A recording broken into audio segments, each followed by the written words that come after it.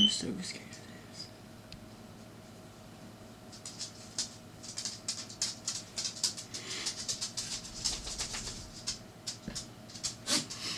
this. Right.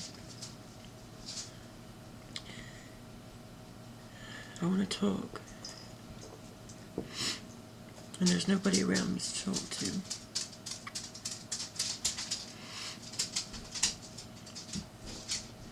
Everyone's either too terrified or just isn't just.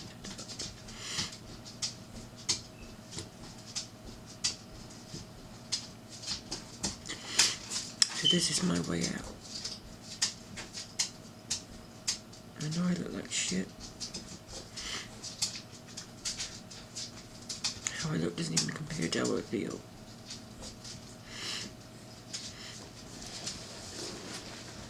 It is Monday, 13th of January 2020. It's about 3 a.m. Dolly, please don't go over there.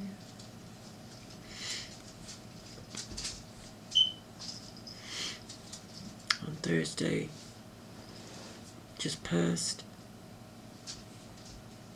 I had a nervous breakdown.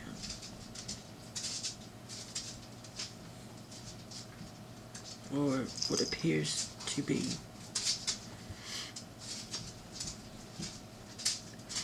Because I was placed on too high a dose of a mood stabilizer that was supposed to control my bipolar, but instead did exactly the opposite. Just as I was afraid it wouldn't, just as I tried to tell them it would.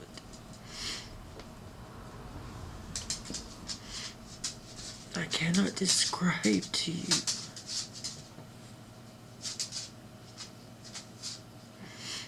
what it feels like to have the people around you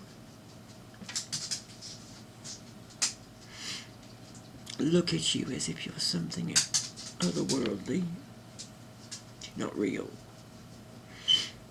or that you're something different to them. I'm not anything different, I'm just human. I didn't ask to break down.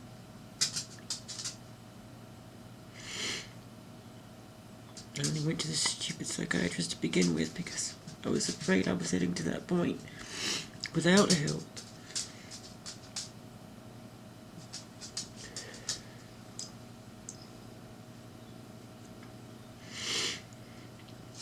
I started hallucinating, apparently.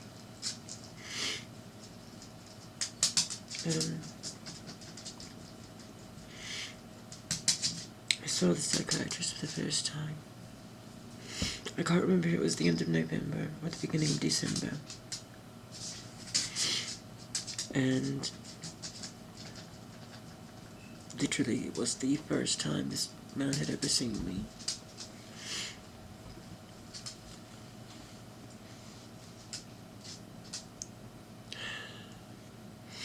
He spent less than half an hour speaking to me, asking me very little about how I felt, what my mental state was, whether I thought I was a danger to myself. Doesn't take a genius to know that one. I could choose between being like this and being dead. You're damn right I'd choose being dead. Never mind. Let's put that to the side for a moment. Essentially, I explained to him that I knew I'd been bipolar for quite a long time. I'd been told by doctors before that I was. I'd always had bad experiences with medication when they tried to medicate it. I always seem to manage better on my own, but the older I get, the worse it gets.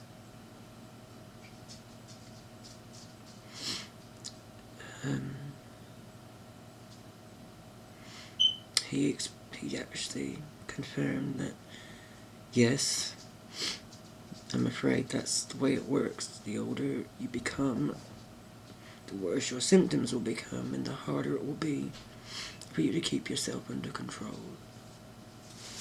The harder it will be for you to understand what's real and what isn't. I've had hallucinations before, but never like this. Oh my God. I don't know if I'll ever be the same again. Oh God.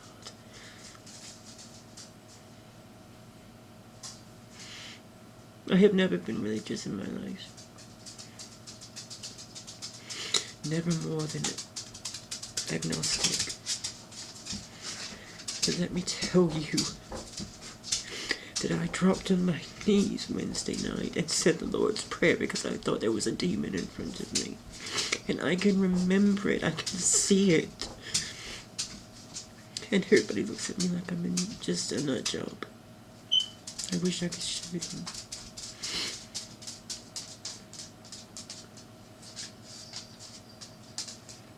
Alright. Pull it together. Let's get on with this. Right. Back to the psychiatrist.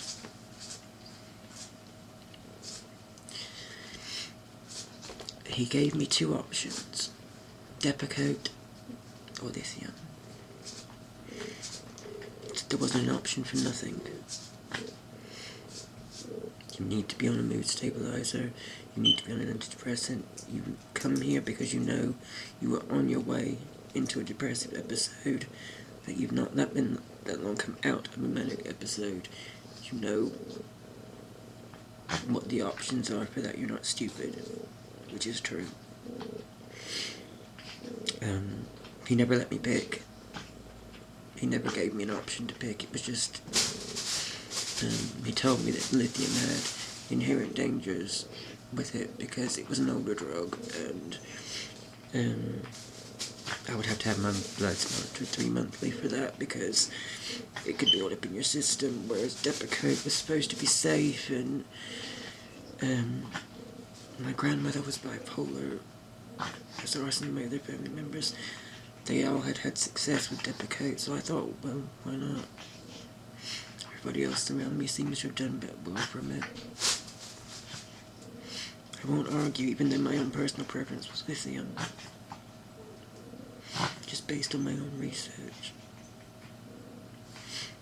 I've been on duloxetine for a long time as well, as a nerve blocker and pain reliever, which does nothing. Something that, the only thing it's ever done is made my manic episodes worse. So, I left this psychiatrist on the Friday. I had a pain clinic appointment the same day where I was fighting with them over my pain medication and begging them to please not put me through having to come off of 2 different things at one time while also trying to start something else because all it would do was set me off into a spiral. I cannot believe how many people I begged not to do this to me, and they still did it.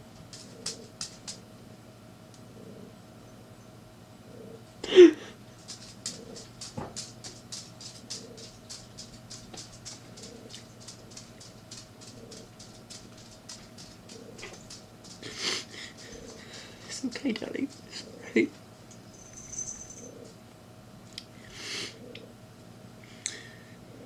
The following week,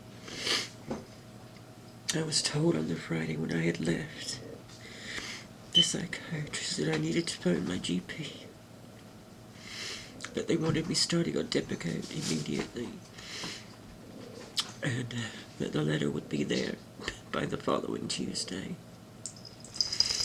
I got to the Tuesday. No letter. Fine. I chased it up, just as I was told to, and got through to the psychiatrist's secretary, who told me that not only had he not told her to write the letter, he'd not even noted that a letter needed to be done, but that she would sort it for me. And she did. I'll give her that.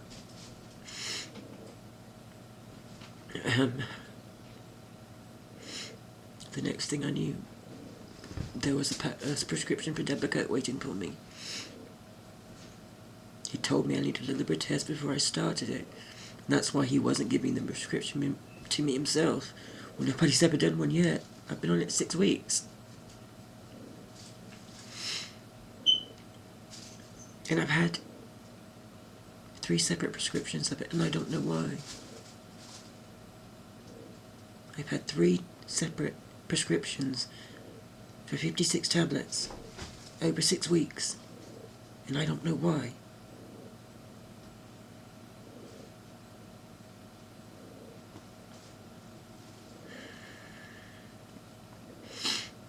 Right. I started out 1 tablet 3 times a day. I told Peter and the other people I trusted around me that I was starting this tablet, that I knew what it could do. I knew it could be just as bad as it could be good. And I begged them, please, if I start to show if I start to act strange, if I start to see anything, if I start to behave differently, please tell me. Don't wait until I am falling apart, or you have to phone the police or the ambulance out to come and get me. Please tell me so I can try and save myself before I get to that point. Not a person said a goddamn word. Not one. So thank you for that.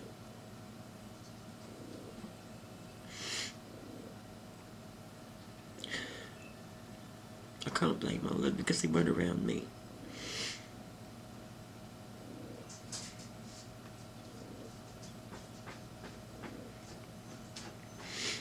I had 2 weeks of 1 tablet 3 times a day, which seemed to be okay. I didn't start hallucinating or anything at that point. At least, not to my knowledge. I can actually remember the moment I started hallucinating. That was only this past week. And I know why it happened. I can trace it. I lost track of how I was taking the Depakote. And over 2 or 3 days of trying to put myself right, thinking I was not taking it right, I overdosed on it. And not by a huge amount either. We're talking 3 or 4 tablets. So, after those 2 weeks, if I was okay, I was supposed to go up to 2 tablets twice a day, which was a 500 milligram dose twice a day.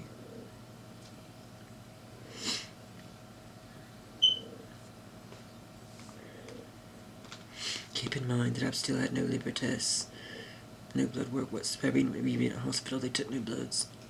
They left me sitting alone in a waiting room with all the other people, with me sitting there alone, still imagining that people around me were talking about me.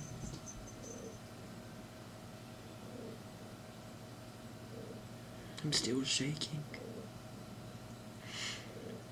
Nothing's ever dehumanized me or made me feel less like everyone else. And this sucks.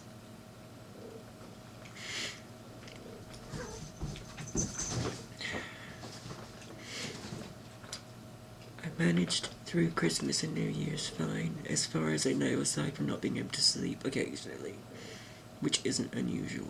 That's a long time chronic sufferer of bipolar. That's just one of the monsters you deal with.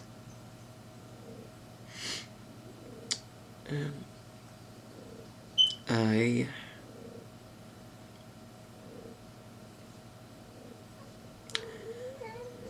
got into, just after New Year's, I think that's when things start to get fuzzy.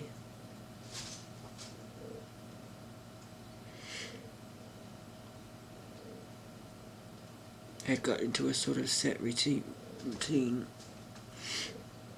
through December and Christmas. And the last thing I can remember clearly was picking up some prescriptions, which must have been just after New Year's bank holiday.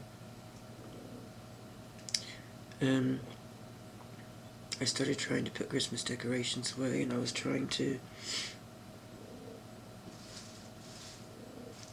put clothing and things away in my room, and I started having muscle spasms, different to the normal ones that I have. I have them in my back and lower body anyway, but these were as though they were electric shocks coming up from my feet. And when they would happen, whatever was in my hands would just fly out of my hands. I've got cuts all over my feet because I dropped glass on my feet doing it. It didn't strike me at the time that it was the Depakote doing it. I thought it was the fact they were making me come off one of my pain medications, and it was doing exactly what I told them it was going to do.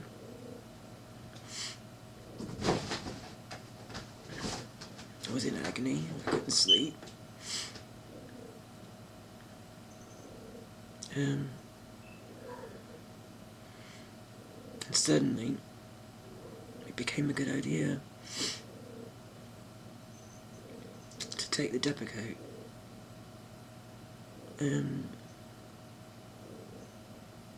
Differently to what I'd been taking it. I thought I wasn't taking it close enough together.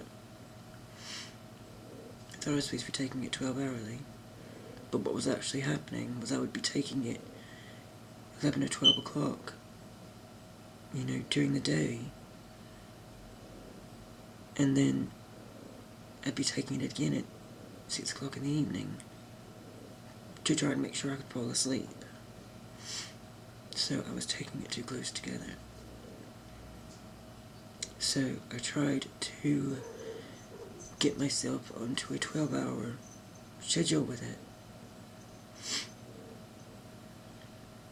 But somehow or another I managed to screw it up. And I can remember going back to my planner again and again and trying to remember when I'd last taken it and why I could, and not understanding why I couldn't understand what was going on. It must have been Tuesday. I'd had several days of not being able to sleep, and I started falling over during the night. Or during the night, even during the day. I'd be stood 1 minute washing dishes or something, and the next minute I'd be on the floor. And I still didn't know what was going on. It still never clicked. And I still don't know why. Because any other time it would have.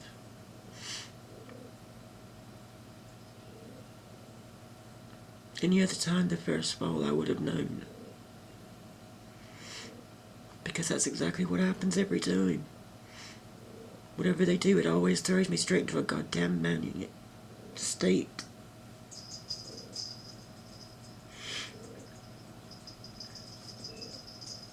Wednesday was Wednesday night into the Thursday morning was the piece de resistance.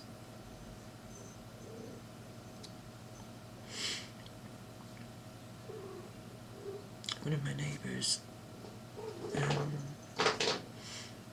has been very ill in hospital. He'd been rushed in during the Christmas period. I'm not sure if he's still there now or not. I don't know if I imagined him being rushed in the second time. Nobody's told me yet.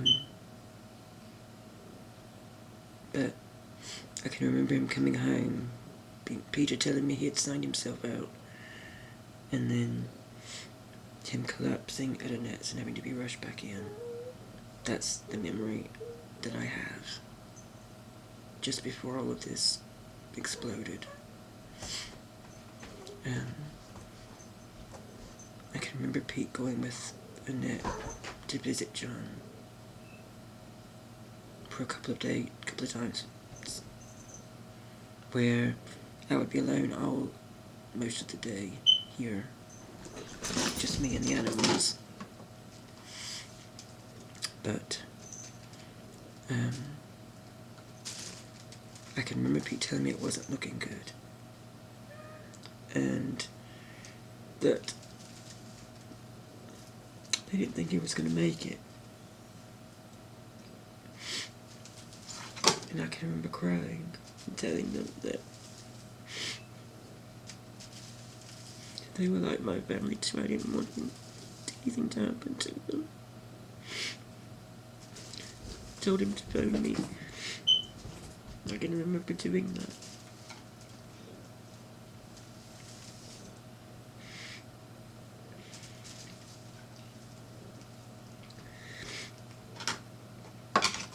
The next thing I can remember is being in my room, in bed. I hadn't been to sleep, I know that much. And I can remember this horrible, horrible sound of screaming. What are you doing, little one? Please stop. Stop it. Please. I don't need any help being insane. Thank you. Right. Stop. No, Huey, that's enough. I'll get to your part in just a minute. That's what I'm getting to. What I was hearing outside were screams. I'm not sure if it was a real argument or if it was imagined at this point. I really don't know. I thought that John had died.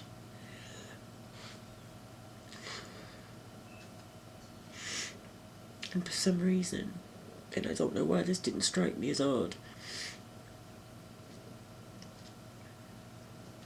I thought he had died at the hospital, and they were taking his body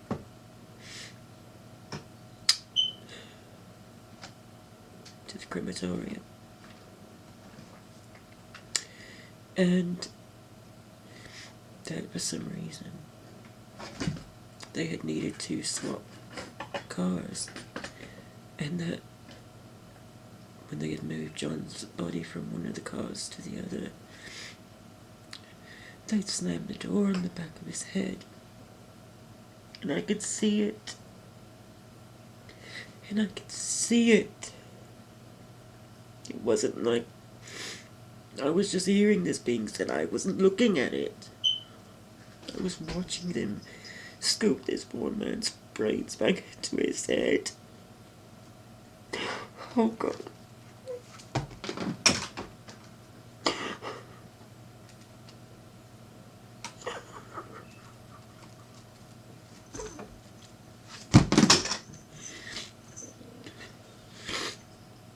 All I could think that I was seeing.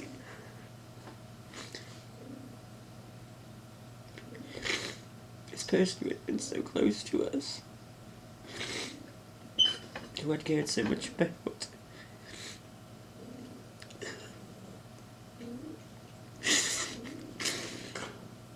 Oh God. I was having to watch him like this.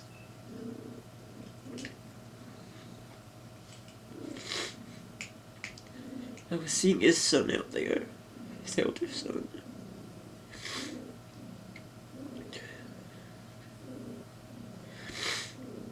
And I could hear Peter out there as well. And then something happened with one of the neighbors. Another one of the neighbors on the other side. And this huge explosion of an argument broke out. And, oh my God. Oh Lord, please forgive me.